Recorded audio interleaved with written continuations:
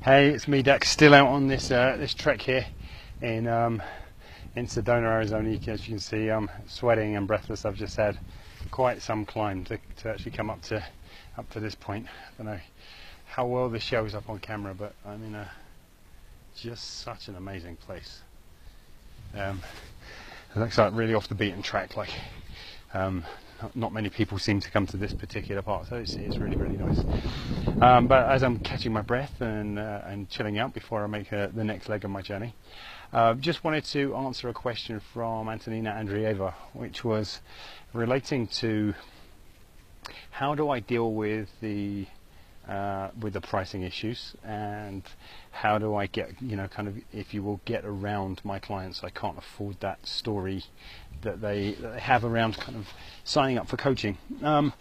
They're two sides of the same coin in many respects, right? So the first part is this: I've never met a coach who truly understood the value of what they do who had a problem asking somebody else for it, for the money, for the investment, to take part in it, right?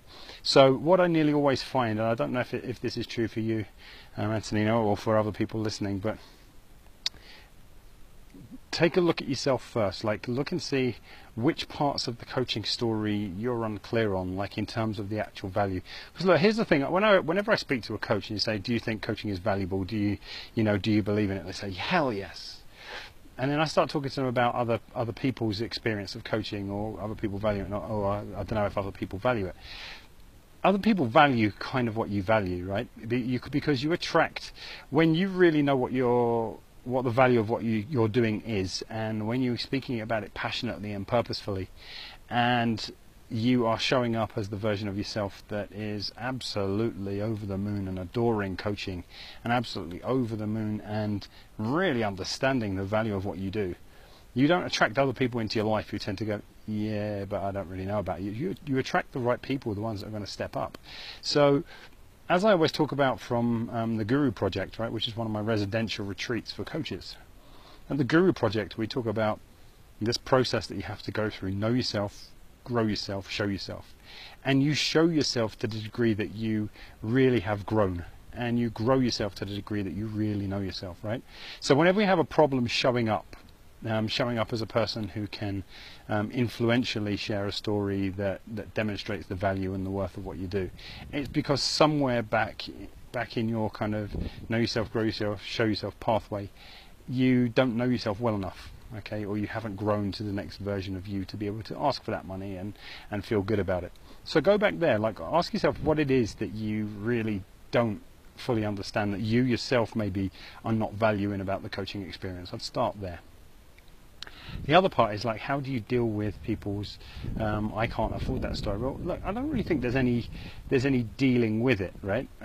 Like, as in, not in terms of there's something you need to persuade them of, or there's something you need to kind of some kind of technique you're supposed to use to get them on. I know there's lots of people with techniques for closing and for bringing people to say what the coach wants them to say versus what is really coming out of their mouth. But here's what I just suggest: is have them have an actual experience of coaching with you. Like, coach them through the process, coach them through exploring the value of the work that you do, just like you would coach them for taking action in any other area of your life, right?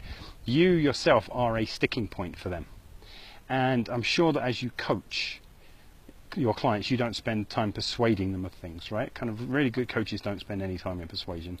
They spend all their time in influence, and they spend all of their time in exploration, really, right?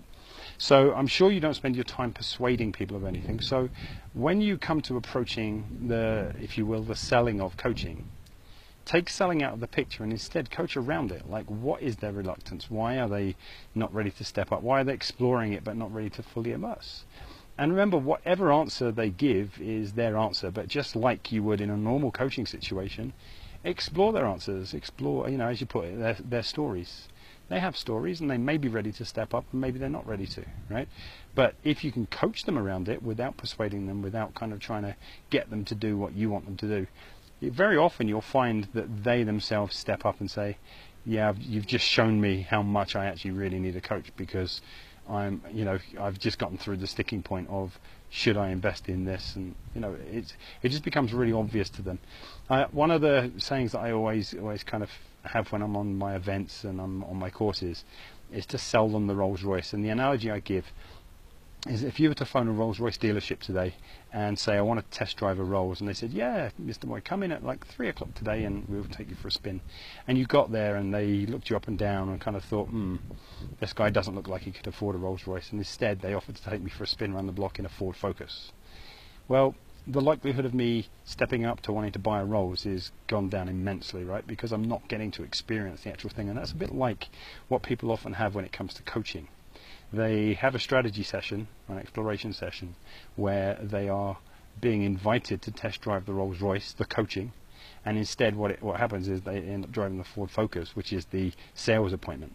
Just give them the coaching, give them the coaching experience, and let coaching sell coaching. And then you won't actually have to directly sell. Hopefully that helps, hopefully it makes sense. And one more look around this absolutely gorgeous place. See you again soon. Take care.